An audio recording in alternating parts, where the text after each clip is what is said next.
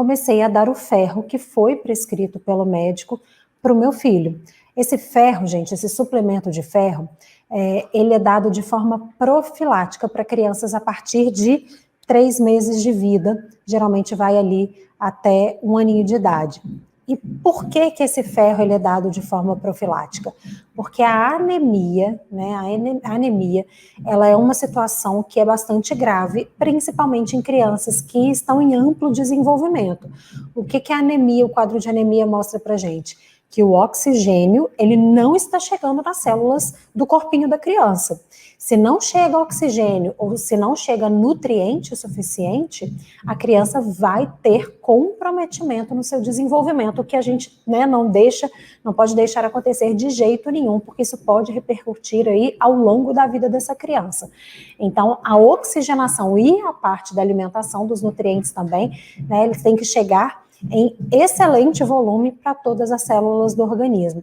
Então, como o quadro de anemia é muito grave, principalmente para crianças, se instituiu, né, a Sociedade Brasileira de Pediatria instituiu que era melhor já suplementar a todas essas crianças a partir de 3 meses.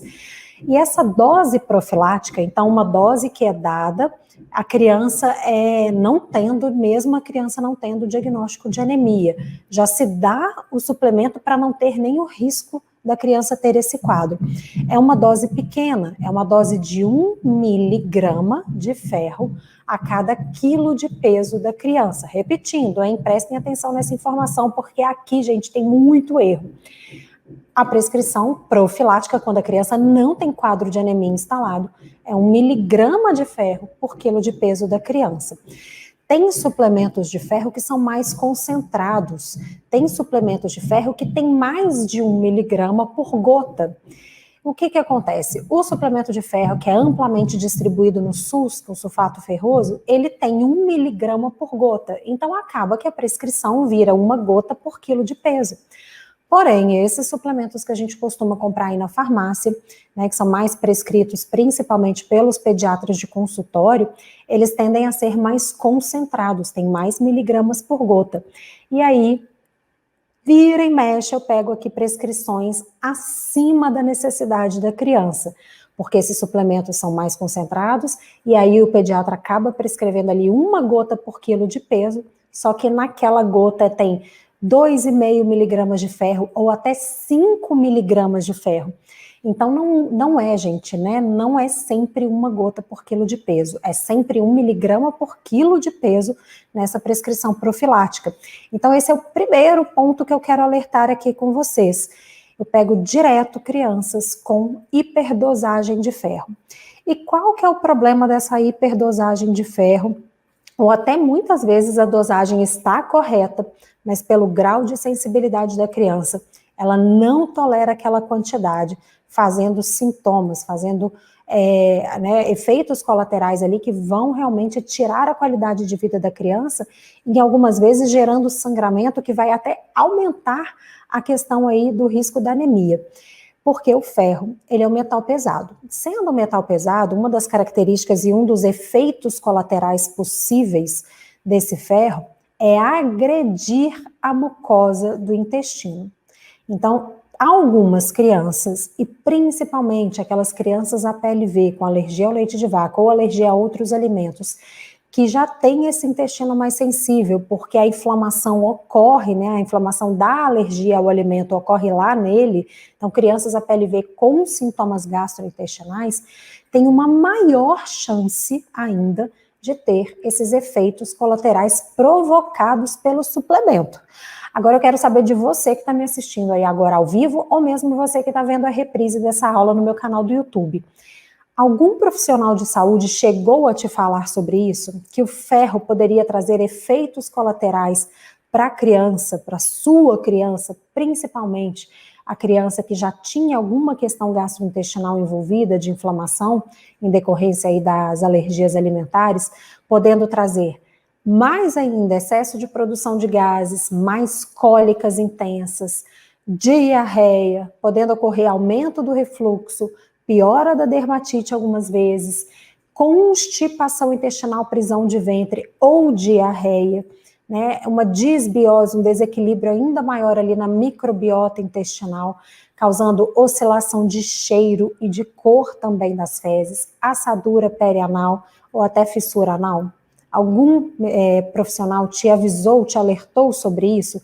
Coloque aí para mim, gente, porque isso é muito importante, né? Tudo que é dado para a criança, qualquer medicamento ou qualquer suplemento também, seja uma vitamina, um mineral, eles podem gerar efeitos adversos, que são aqueles efeitos que a gente não gostaria que acontecesse com a criança. Não são os efeitos que a gente espera, né, ao ser dado aquele medicamento, aquele suplemento, mas que podem acontecer. Então é muito importante que, primeiro, a criança PLV, ela seja analisada na sua individualidade. Se a criança ela está no momento ainda hiperinflamada, a criança está com vários sintomas intestinais, está tendo sangramento nas fezes, muitas vezes não é o momento de se entrar com esse ferro, tem que ser analisado de forma individualizada, tem que ser observado se realmente a criança tem algum sinal clínico de anemia, pode, sim, em alguns casos, fazer o exame de sangue para constatar se ela tem ou não anemia, porque entrar com esse ferro oral pode piorar e muito esses sintomas. Então, a gente pode, inclusive, aumentar o sangramento dessa criança, favorecendo aí, sim, a um grau de anemia que muitas vezes nem está instalada, nem está lá, né? Então, isso é um cuidado que tem que se ter, né? O pediatra que acompanha a criança tem que ter na prescrição do ferro. Outra questão muito importante também para a criança PLV é saber se a marca prescrita é segura, ou seja, é livre da proteína do leite de vaca. Vocês também foram alertadas quanto a isso? Foram alertadas que teriam que entrar em contato com o saque do suplemento para ver se era seguro ou não para sua criança com alergia alimentar, se tinha algum traço ali de proteína do leite de vaca, ovo, trigo, algum outro alimento que a sua criança reage? Pois é, né? Coloca aí para mim se vocês foram alertadas ou se vocês próprias entraram em contato com o saque para saber se era um suplemento seguro. Porque, gente, eu canso de pegar aqui nos pacientes que chegam até a mim, seja pelas minhas consultas individualizadas, seja através do programa de acompanhamento Juliana Maia, que é um programa de acompanhamento, né, semestral, diário, para crianças APLV e com outras alergias. A gente cansa de pegar aqui prescrição de suplemento de ferro que tenha proteína do leite ou pode ter traços de outras proteínas alimentares que a criança reage. E aí seria um fator, inclusive, a mais para piorar os sintomas que essa criança apresenta. Então, é um suplemento que é passado ali pelo seu benefício, para prevenir, né, o aparecimento do quadro de anemia, mas esse suplemento ele está carregado ali das proteínas que o corpo da criança reage, piorando o quadro clínico da criança. Então, a gente tem que ficar bastante atento também quanto a isso. Isso não pode acontecer. Então, sempre, sempre, sempre, qualquer coisa que for prescrita para os filhos de vocês, a minha orientação é que vocês leiam a bula com cuidado, componentes e recipientes, e entrem em contato com o saque. Ah, Juliana, mas foi o médico que sabe que o meu filho é alérgico que prescreveu o medicamento. Gente, confirmem.